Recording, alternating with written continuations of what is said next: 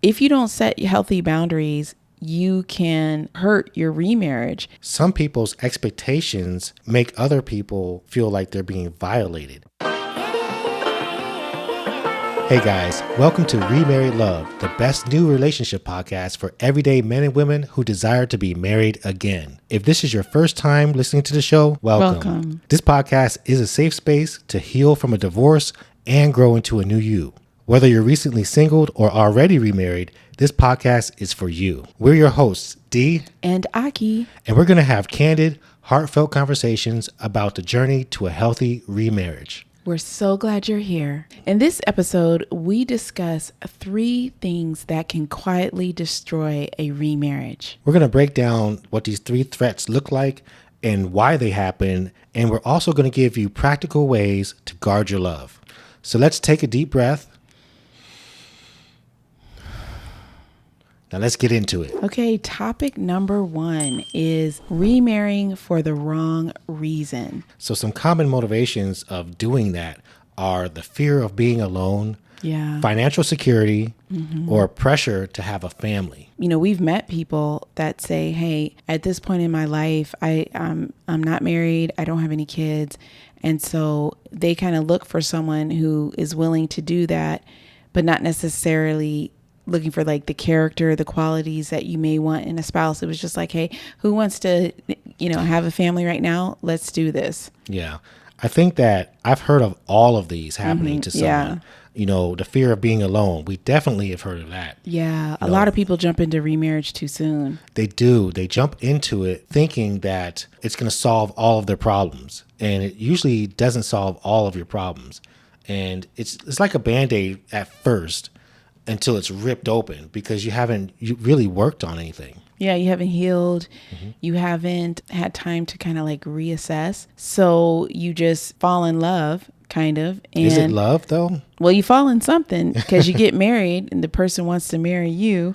And then you are. But the person can love you. You may not be in love with that person because you have your motivations. But, that other individual is thinking that you actually love them. And, this is really good because sometimes people think that remarriage is just automatic. I get remarried and I'm married now. Yeah. And so, there's nothing else I need to do. Well, most people don't realize, and I didn't know that you have to do things to have a successful remarriage. Right. I thought you just get married. A lot of people do think that, but we want to talk about today, and it can be kind of sensitive and sometimes you might be embarrassed, but this is why we're here. We're going to talk about it. Yeah. So we basically have a definition of marrying for the wrong reason. And it happens when a person enters into a new marriage primarily to fill a void. You want to escape loneliness or seek validation rather than a genuine desire for partnership and shared growth.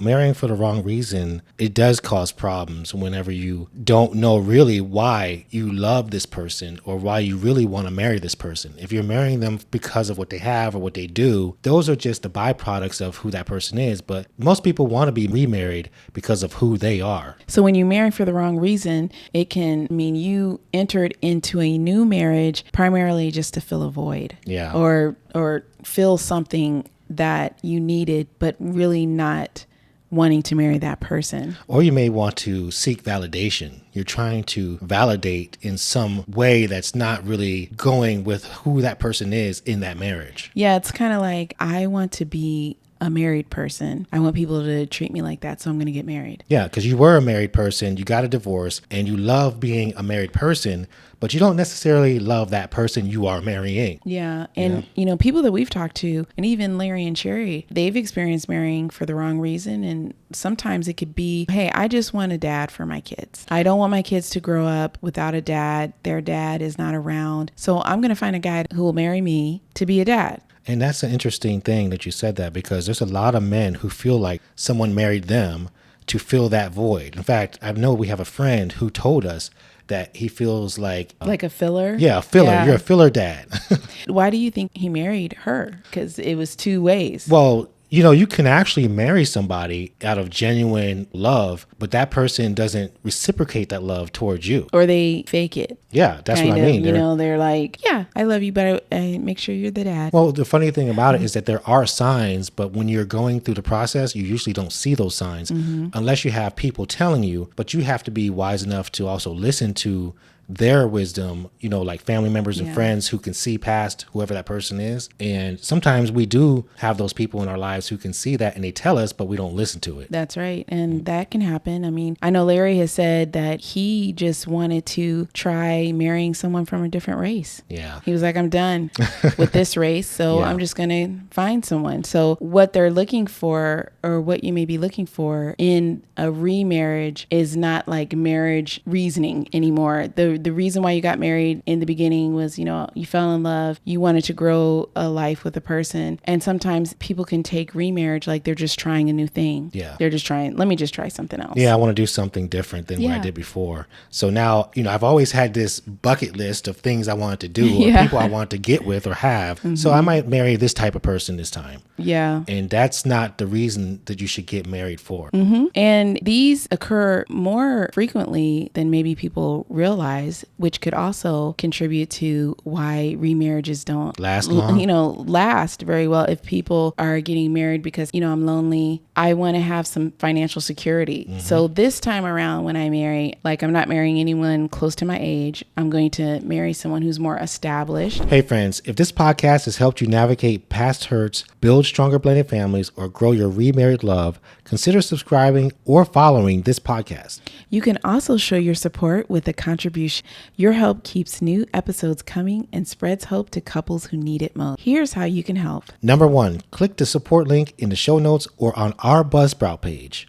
Number 2, choose an amount that works for you, whether it's monthly or one time. And number 3, know that every dollar goes right back into creating the kind of content that helps couples just like you. It's an easy way to invest in stronger marriages and thriving families. Thank you for being part of this journey. It doesn't make a man feel good to know that he's just being used because he's a man. Yeah.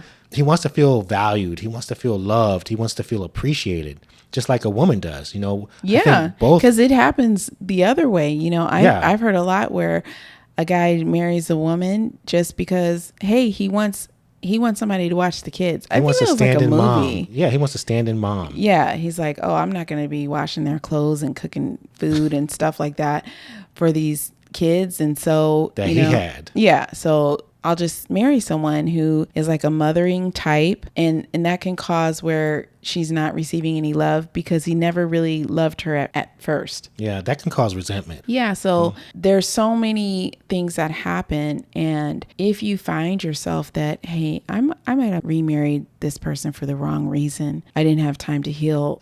It's it's okay to admit that. It's okay to say, hey, I may not have done it the right way, but the good thing is you can still recover from that. Well, transparency is always a good thing in your remarriage. Yeah. I think that remarriage definitely needs that type of communication. You need to be open and talk to someone. And so you have to have shared focus and goals as well as your values. Just focus on things that you both want to do together. Well, I think that was what we were saying, is that you have to rebuild your foundation. So if your foundation was built on, finances, well, he has some money, or, hey, she is a mom and I need a mom, or, hey, we just got together, we got pregnant, we got hooked up. So let's get married. We're getting old. What's that song? We might as well get married. Let's get married? Yeah. Yeah. We're getting older.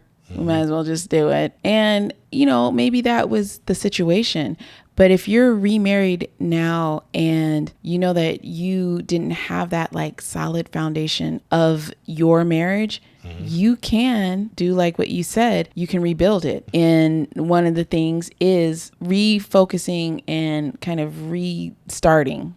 Well, you're basically getting to know each other for the first time, really. Yeah, I meant, when I said refocusing, I meant what you were talking about is aligning your beliefs and aligning your values and aligning things that how are we going to move forward? Because that's really what you want to do. We want to move forward and grow together, yes, and make it as smooth as possible. Yeah. And working together is the best way to grow in your remarriage. Yeah. You can also reinvest introduce like courting and bonding with each other, having set quality time, dating again, doing things that will strengthen your spiritual, physical, emotional intimacy, and begin just charting a new course. So there's signs that you can tell if you've remarried for the wrong reason. Mm-hmm. And some of those signs are resentment. You resent the person you married. Yeah. So if you're saying if you're feeling a lot of resentment, you can't. You may stand have them. to like self-reflect and say, did I marry them for the wrong reason? Yeah, or things that they do just kind of irritate you, bother you, get on your nerves. You don't like them. Well, that's just marriage. Well, it can be,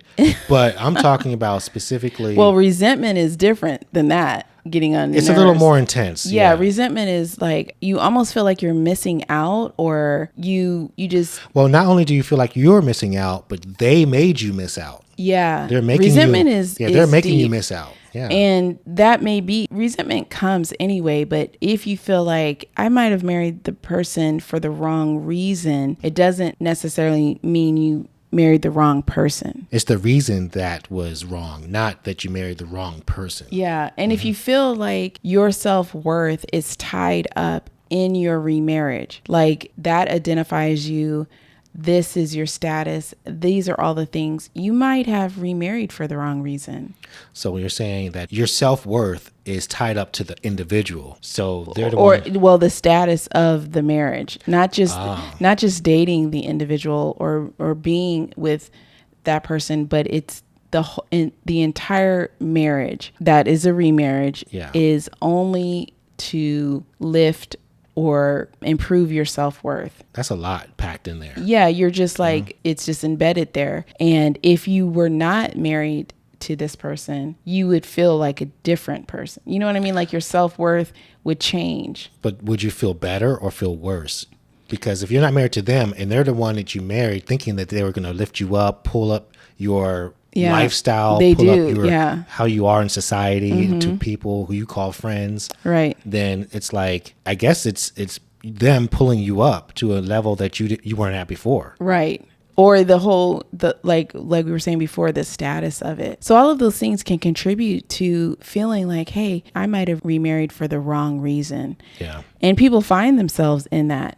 But like we said before, you can recover from that and you can still build a strong marriage. Yes. And I like the fact that nothing is just set in stone as far as you can't do this anymore. You can change your remarriage and build it up. It may seem like it's low, but you can actually make it better. There are things that you can do practically to work together. I think like you could study what arranged marriages do. I think you mentioned that before. It's two people came together for whatever reason. Their parents wanted them together. They, and they didn't know each other. There's these, well, sometimes they do know each other. But let's talk about the ones who didn't know each other. Yeah, they don't know each other intimately, or they didn't get to pick that connection. Let's just say that. Yeah. Whatever, if they knew each other, they didn't. They married for the reason that would maybe be a wrong reason to them. I had a girlfriend. But it's the right reason for their family. Yeah, I had a girlfriend who was in an arranged marriage, and she rebelled so much. She had good parents because they really worked to find someone. Because they know her. Yeah, that was more suitable. They had some older gentlemen,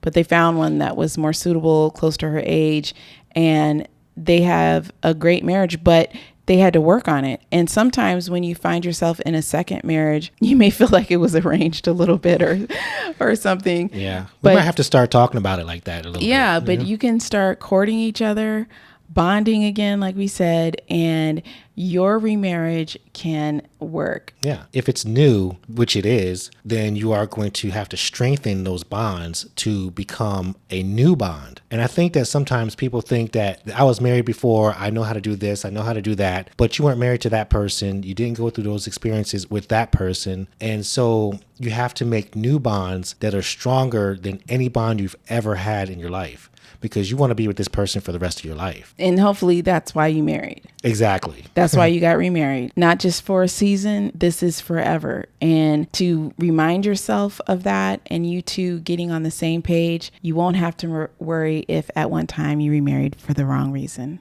Yeah. You've probably heard us mention this before. We were the children of divorced parents, and we both have been divorced ourselves. And now we're 15 years strong in our remarriage journey. So trust us when we say we get it when starting over and building a new life together. If you're ready to reclaim your power in love, life, and money, I wrote Power Over All just for you. It's real, it's encouraging, and it's meant to walk with you as you heal and grow. There's also a companion journal to help you track your progress and reflect all year long. Grab your copy today and step fully into the power God already gave you. Links in the description. Now let's get back to the episode. Okay, so the second topic that can quietly destroy your remarriage is unmet expectations. And to me, this is a big one because a lot of people feel like their expectations were not met.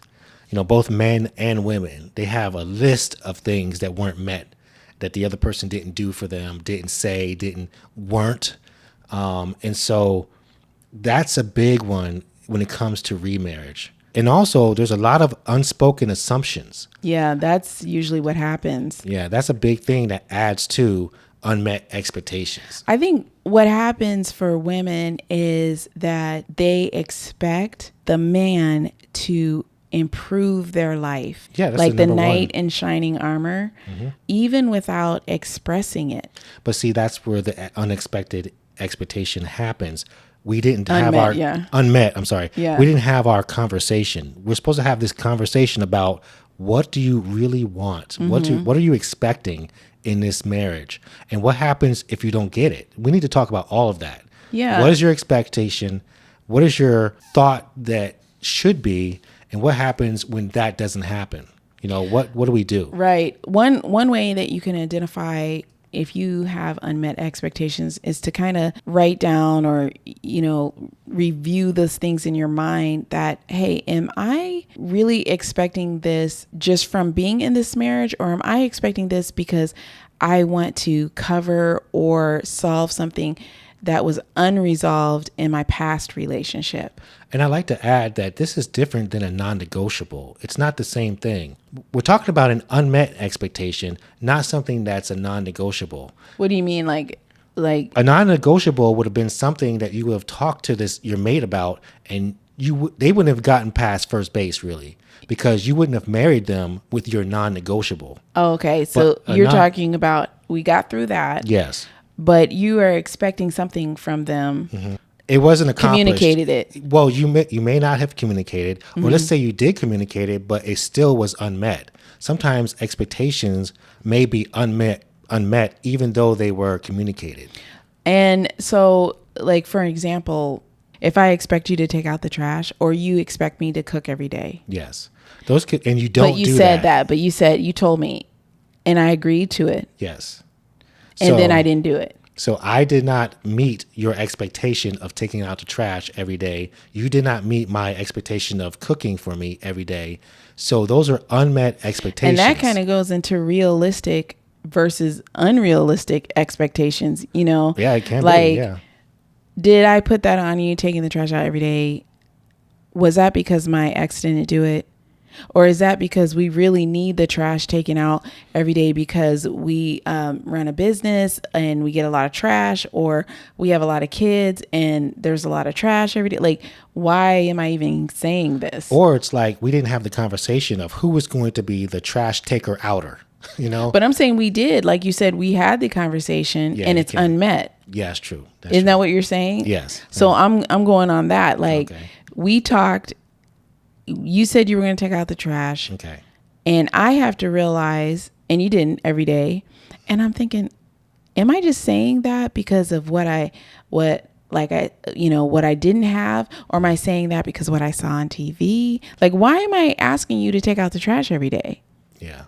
Well, is it because we really need it? Yeah. In that situation? Well, you do need people to take the trash out. But every day.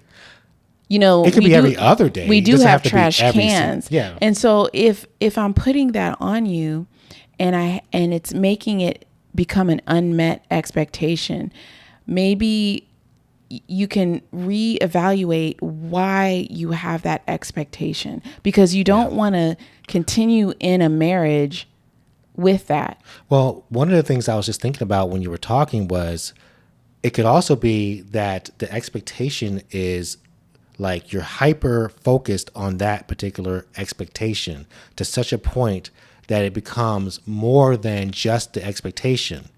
And What do you mean like that? What I mean by that is like you say, you were supposed to take out the trash every day. So I don't need to take it out the next day because it's like I took it out the day before and we didn't fill it up. So now I could take it out the third day. Right. And so you say to me, you didn't take it out every day like you said you would. Now you're hyper focused on, you have to take that trash out every single day. So sometimes with a woman, she'll say, I'll cook for you, but she may not cook every single day. Or maybe at a scenario, like let's say you met me when I was in culinary school, right? And I'm cooking every day and I'm not even thinking about it. And I'm agreeing to it. Like, yeah, I'll cook every day. Because you're in school. And I'm doing it. Like I do it for school. And so then I graduate and now I'm working and there's like so many demands at work. And now I am cooking the same amount, but I'm cooking at work now because I'm a chef. And when I come home, maybe I don't want to cook. And you're like, I thought you said you would cook every day. And I was like, I am cooking every day, but just not for not you for know, you. Right. And so well, that's not what we said. Exactly. I said you'll cook for me every day. Yeah. And then let's say we have a situation where I'm pregnant or I get sick and I am like physically having a hard time cooking every day. Or I cooked a lot on Sunday and we have food for the week. You're prepping. So or something like that. Yeah. You have to have some sort of ability to communicate the changes of why we're not meeting the expectation and why we have that expectation. And I believe you should also have grace. There should be some grace in there, because if you're so hardcore about the person meeting your need, now when it comes time for you to meet their need, and you shouldn't expect for them to have any grace for you if you're not willing to have that grace. And you don't want that. You don't want to live nobody like wants that. to live like that. And you don't want to live with so many unmet expectations because it will destroy your love. It does disappoint you. And then when you have to disappointment, a point where it's like, it's not just like a one-time disappointment. No. It seems to like an everyday disappointment. Yeah. Like a lingering one that'll just grow into resentment, bitterness, all of these things. And so it's best to kind of look at what is the expectation I have of this person. And has it changed? Because they can't be, we know that we're not perfect. Yeah. We know that the other person is not perfect. So if I'm expecting them to do what and they're not meeting it, what do I need to do to... Is it something, I was thinking, and I didn't mean to interrupt you, but is it something that you can do yourself in the meantime if they don't meet that, so that you don't get upset? Because sometimes you're like, you know what, I'm just going to take the trash out myself, or I'll cook my dinner, or I'll cook a dinner for us both because I know you didn't do it, but now I'm going to do it right now. Or I know that you're sad today. Yeah. Or I know that and that's you had a busy day. Yeah, that's where the grace comes in. You have to have compassion. I think that's more than grace. You said grace, which would be like, you know what, honey, I wasn't able. No, I'm saying grace is, I know you didn't cook today and it's fine. I'm going to eat some leftovers, right? But you took it a step further, which is like the grace and the compassion, and you are now helping the person. Now, instead of being served, you're serving them. It wasn't just grace. Like, that's beautiful. Like, if you can turn an unmet expectation into grace, compassion, and then you're serving the other person. That's hard, Yeah, I think it'd be better than being in bitterness and anger all day long because they didn't do that. You could say, you know what, they didn't do it. It smells in here because nobody took the trash out, so I'm going to take the trash out now. Or you can call them up. Hey, the trash needs to go out. I'm going to do it. I'll be the lead. I'll take the lead on this. Can you help me with this other, or put another bag in there or something? Do something like you said you would. And I mean, you don't say it like that because that causes arguments. Just say, well, that wouldn't be really operating in grace. It's not grace. No, I didn't mean to say it like that. What I'm saying is that I'm going to take it out and can you just put another bag in there for me while I take this trash out? That's basically what Yeah, and we're using light examples, but we know that there can be, in physical intimacy, there's expectations Yes. of frequency, and all of those things, and you have to talk about that when they change. Why did they change? Actually, you should talk about it before the change. You talk about it while definitely should, but if you're in the dating stage. Yeah, but if you're feeling that unmet expectation and it wasn't communicated, then you don't want to get too mad because, let's say I didn't have any physical contact in my marriage, my first marriage. My first marriage. Okay. And I am in a drought. Okay. And then I go into the next marriage kind of thirsty silently. And hungry. Yeah. And expecting my husband to feel something that he didn't even know needed that much water. I was that thirsty. Yeah. And then maybe I get mad at him because he's only watering 3 times a week. And I'm like, oh my gosh, I need a lot of watering. And I don't tell him. Yes. I just get mad.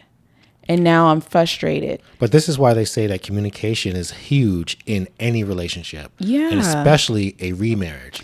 So you have to communicate I think it's even more because by the time you're ready to remarry and you're in it, you probably have had time to have what do you call preferences that you didn't even know you had in your first marriage. Maybe you have just a way of doing things and the other person didn't know that. Yeah. Well, that's why I said communication is key because you have to talk about your desires, your wants, your needs, your unmet expectations, your met expectations, your non-negotiables. That's what I was saying. You have to talk about your non-negotiables. You add all of those into your conversations before you get married. That way, you can also remind someone gently that, hey, when we were talking, when we were dating, you said you would do this for me.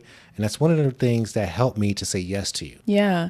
And you do want to be cautious that you're not expecting something that you've seen in other marriages. Yes. In your marriage. Like I always say, comparison is not good for relationships. Like so-and-so's, new husband is doing this and you want your husband to do that, but you never said that.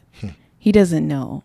Yeah. Or she doesn't know. Yeah. You really would like her to dress like this. Yes. Like, how would she know that? If you like that, you should tell her while you're dating. That way there's no surprises when you get married. Yeah, but if you're now remarried and you're feeling this way, you can make a time to do like a weekly check-in. Or I think we had talked about it before, not having a meeting to kind of tell the person what they're not doing or doing, but more of, I'm letting you know how this relationship's going and where I am in the relationship, how I feel about it. Yeah, like maybe a status check-in because you're in it now. We're in the remarriage and there are ways to grow past that unmet expectation. Yeah, you can overcome anything with the communication, with the right tools and the right way of talking to the person. Because I'm sure over time you get to know keywords that set them off or put them on alert or make them not feel good. And so you want to be able to come to the person in a way that grabs their attention in a positive way so that they're able to listen to everything you have to say. I think having a good environment for communication, by now you guys are remarried, a nice way to present your ideas. If you don't, you want to ask them, hey, honey, how can we communicate some needs that we have? What would be a good setting to do that? And the great thing is that I don't know, I don't want to talk about it. Those aren't things that you can do if you're married to the spouse because you have to talk about some things eventually. One time I thought it would be good if we went out to eat, we were relaxed. I didn't have to cook or do anything. You didn't have to do it, clean up. We were just going to go out. And I wanted to talk about some of these. I don't know if it was unmet, but, just doing a weekly check-in, kind of. And you got so upset with me because you did not want to talk in public. And I didn't know that. I was ready. I think that there are some people who feel like talking in public in small places is airing their dirty laundry out to the world. And I say that because you're in a close proximity to other tables, to other people. Yeah. And, people are listening to other people while they talk. I didn't even think about that because I don't listen to other people when I go out. Well, we have to be mindful of what we say in elevators, in small settings, in close tables, and when we're having dinner. Yeah, and I didn't know that you would rather have a morning meeting if that was it, instead of a nightly meeting. Well, that too. And that's interesting because we had to learn that with each other. Well, there's a lot of things you have to learn when you're getting into your new relationship, or even 20 years later, you're still learning about that person. But it's best to feed you. Yeah, it's best. And then we talk about it. I do know that. Yeah, that's for most men. Okay, I'm going to feed you. We're going to talk. And, because we had a lot of different tensions and frustration that really wasn't caused by us intentionally doing anything to each other. Yeah. So basically it wasn't us. It wasn't you and I against each other. It was you and I against the subject matter or against the thing. Right. Or something else, Right. So that's something that you can consider in your relationship. Is it us against the world? Is it us against whatever's coming in this marriage to attack both of us? Because one of the things I usually say is every relationship is tested. Is tested, yeah. So how are you going to go through that? And I really liked that when I would say things that I needed, you were always willing to do it. Mm-hmm. You know what I mean? Mm-hmm. And I'm not saying that you would do everything. What I'm saying is that you would listen to me and then you would help me to identify, is that something you really need in the sense, or are you saying that because you didn't have it before? And that's something to think about, because sometimes we're putting expectations on our new spouse that were unmet in our first marriage. Right. So I could pile up all these things. Oh yeah. And I want you to do, and I need this and that. And then when you do this, do that, this, that. But I didn't even put that on my first spouse. Yeah, that's true. You know what I mean? I didn't even expect, I wasn't even requiring that. And that then happens a lot too. Yeah. All of a sudden I get divorced, and now my expectation list went from 10 to 10,000. Yes. And now I'm putting that on you. And I felt like you did a great job of telling me, hey, I'm willing to do things for you. Let's kind of examine what these expectations are. Yes. You know what I mean? Which ones are valid and which ones are not valid. Well, because you didn't make them. You didn't make me. You didn't make me feel like it was valid or invalid. But what I'm trying to say is that some of them are things, like you said, that really we can just do without that, or you can do without that. And do we really need to do that? Yeah, and then there's others that are valid that I need to adhere to because you're my wife. You're coming to me with a situation. I need to listen to it, and then I need to resolve that issue, basically. Right. And I needed to do that with you. Like some of your preferences that, and we have mentioned this before, the love languages, speaking to each other in love language. I'm doing all this stuff for you and I'm thinking that I'm doing it, and you're frustrated because you're not getting the language of love that you need. Yes. And until we identified that, then I was willing to make the change. This is one of the reasons why I like having those type of tests, the personality assessment test. It allows you to understand who your spouse is as well as yourself. Right. And if you have your children take it, you have family members that take it, then I believe that there's more communication, more understanding, more gathering of information that you can use to help you in your relationships with those people. Communicate with the people around you. Exactly. And communication is so key. So if you are not communicating the expectation, there's no way the person is going to find out. And there's no guessing. Don't leave clues. In a remarriage, I feel like our senses have been, I don't want to say drained. I want to say that they have been. Well, they're more sensitized. Yeah. That's what you're trying to say, right? In some ways they're sensitized, and in some ways they're desensitized. That's true, yes. Because they haven't healed. Mm-hmm. So you're not dealing with a person that has been married for the first time. In remarriage, you're dealing with someone who has gone through the closest like thing that you can do, a commitment. They've gone through a divorce. They had to heal and maybe are still healing. Yes. And now you're talking to them and communicating with them like they should already know things. Yes.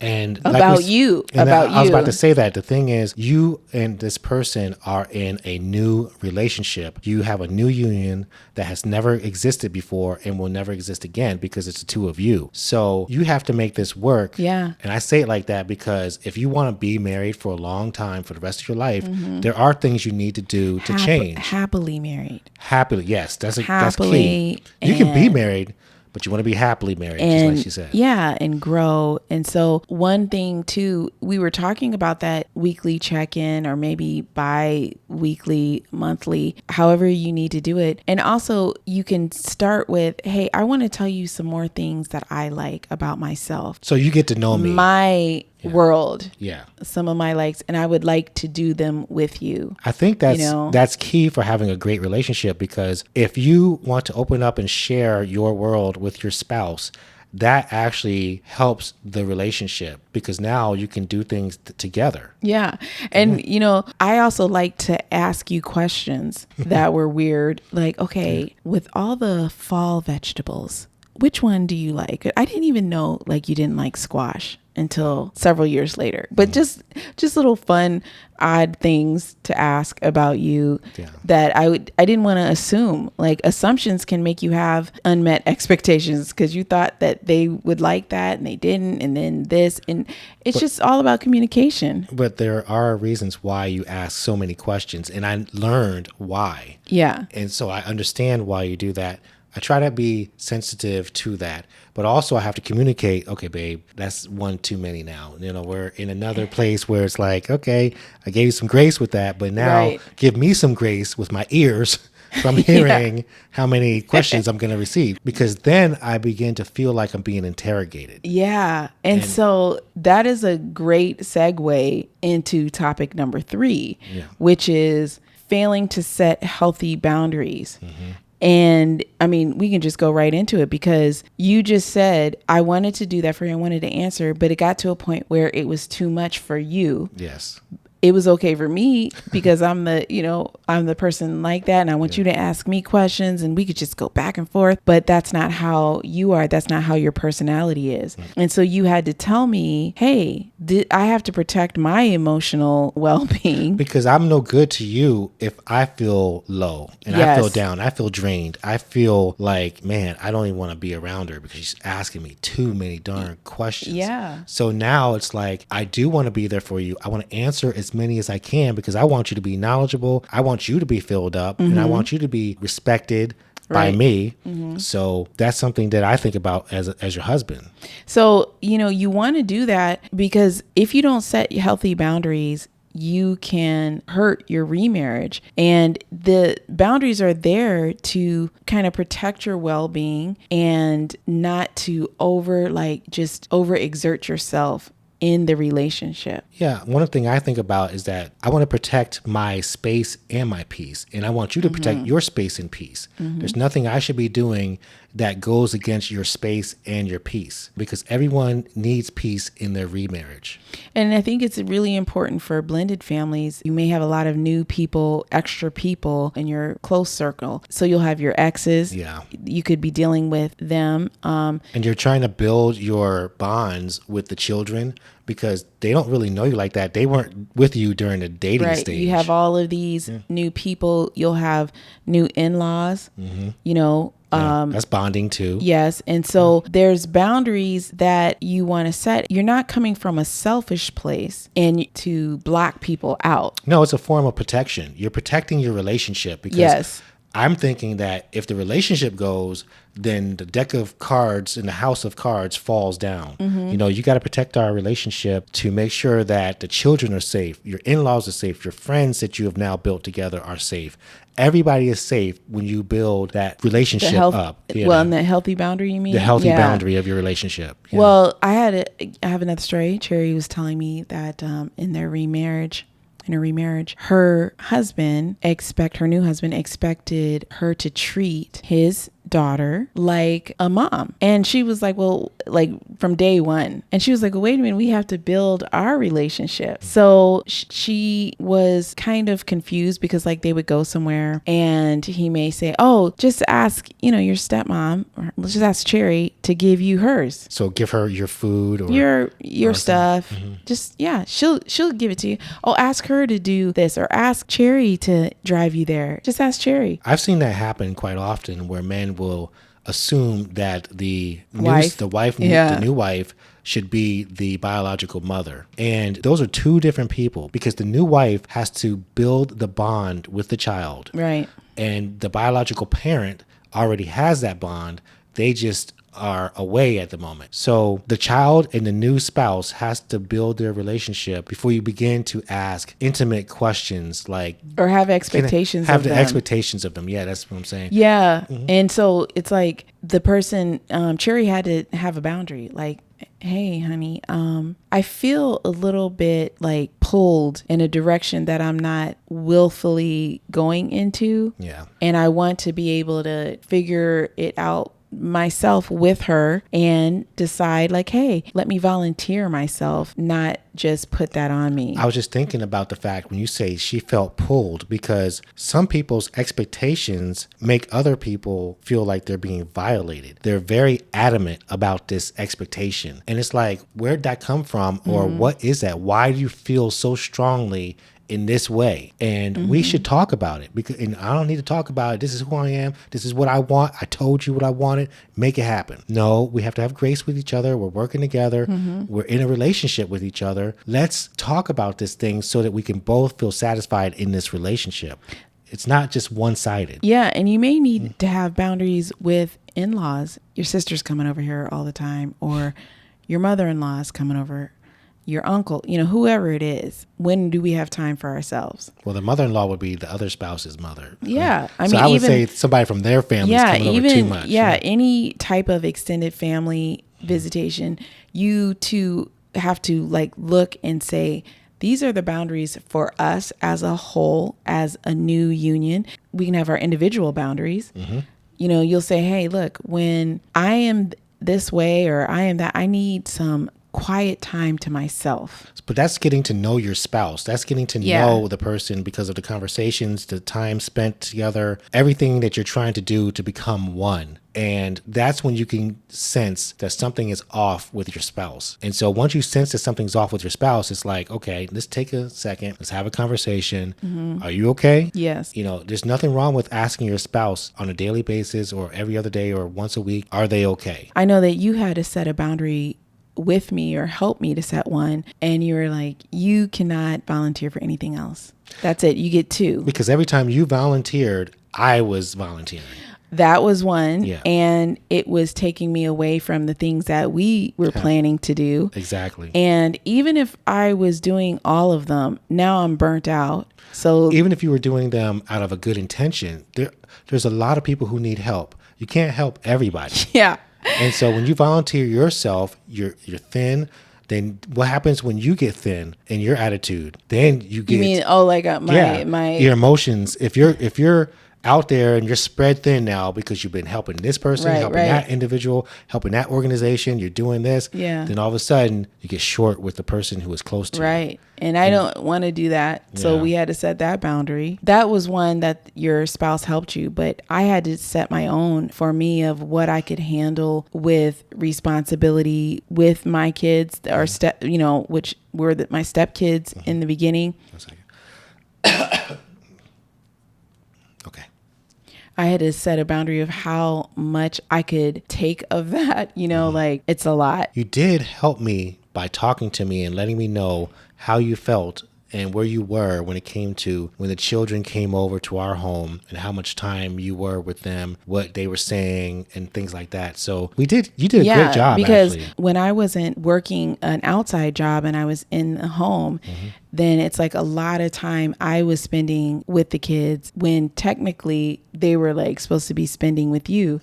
So we had to talk about that. Like we had to find what we were going to do so that we didn't go into any unhealthy patterns. Yes. or patterns or things that would cause us to feel resentment boundaries are very important in remarriage. I think more than like having boundaries at work. Well, the home front is always number one. Yeah, I mean, but you really need boundaries because a lot of people are coming together with baggage and ways. We were saying, you're a little older now. Yes. And you want to protect your mental health. And if someone loves you, like when I came to you with, I guess, my boundaries, you received it as I love you. She loves me and I love her. And we can find the way that we can both benefit from. You've always said that conversation. Like, there's your way and then there's my way. And then there's always going to be a third way if we take the time to look for it and seek it. There's always another way that we both will like. One thing that I just always appreciate about you is like when I came to you with my needs or my boundaries or how I felt. Or your concerns. Yes, you had your viewpoint. I had my viewpoint, but you were the one who would always help us to find that third viewpoint that we both could agree on, or that we both... Well, I always realized that there is a way that we both like. There's something that we both like. Yeah. There's something that can help both of us. There's something that we both will do or can do. Yeah. We were just used to, this is what I like. This is what I like, or this is what she likes. And this is what you like. Exactly. But I had never before thought of this new, what's a new thing that I could like? There's a we like. Yeah. Yeah. And that has helped so much with the boundaries. It has helped with unmet expectations, arguments. It has helped with decision making for almost everything. For everything that we do, it helps because we realize that there's a lot of things that have been created on this planet that we both can enjoy, no matter that we don't know of yet, and we don't know everything. So even if it's a vacation spot, you're like, I don't want to go there. Or I'm like, yeah, I can't stand that place. But there's a place that we both will like. Yeah. And we don't even know. It takes a little bit of extra, step. And also takes not getting offended. Yeah. Because sometimes, I'll get offended if you bring up something and I'm like, I don't want to go there. Why would you even say that? But now you realize that there's another place. And because now. Yeah, what now I'm we used do. to it. It's like, Exactly. Wait a minute, but there's somewhere else. There's I don't know it yet. Yeah. And we both will like. Yeah, that came up. If you leave that door open, the we door. The we door, yes. Leave the we door open. That's what we would say. You taught me that as well. I mean, we both taught each other certain aspects of that mindset because you told me about from me to we as far as everything's all about me when I'm single, while I, don't have a relationship or whatever it is. Or even when you're dealing with a divorce, you're kind of like fighting for yourself. You're fighting for your life. Yeah. But now we can fight for the relationship. We can fight. Don't fight each other. Fight for the relationship. Yeah. And fight for our longevity, our legacy, our history. Just fight for that. And it's a shift. It's a shift that you have to go through, that you're like, okay, I was feeling this way and now I need to really see. And that's why having a good foundation and communicating and really working on your communication skills can open the door to so many new things in your remarriage. And also I want to say that when you're working on your communication skills, having an understanding heart also is a part of that. So you want to be a person who understands what the person is saying to you. How can you grow and develop in an understanding heart? Well, first thing is listen before you speak. That's the first way. So that's kind of a practical step. It's a practical step. Just listen quiet, to the whole thing. Yes, before you make any judgments or assumptions. Good. We can just end right there. Yeah. I mean, start right there. That's... Oh, okay. I'm really saying like the beginning and the end of everything would just be to listen. Listen before you speak. Yes. Yeah. Mic drop, right? Yeah, that's it. That's this was a good episode, and we wanted to make sure that you knew some of the quiet things that will destroy it. And so, just as a quick recap, one is if you remarry for the wrong reason.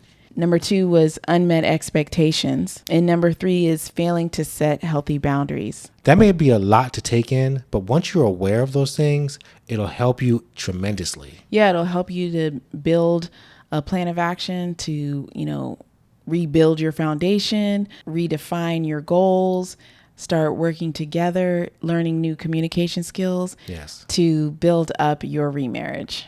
it's good to know the topics and just being aware of them so that you and your spouse can be intentional of rebuilding your foundation, really making sure that you guys have communicated your goals and worked together. And sometimes you might not know that these were the areas that were causing some heartfelt pain in your relationship. And so that's why I like this discussion. And if you have something that you could share about silent and quiet things that are destructive in a remarriage, please let us know. Please share with us because we want to help others out there going through the same thing. So a remarriage that's nurtured and protected, it can stand the test of time. Mm-hmm. It's something that we're striving for, and we're believing that you are as well. Please share our podcast and this episode with people you know who can benefit from it. We've selected another episode for you to download. Remember, you can have a happy, healthy remarriage. We'll see you in the next video.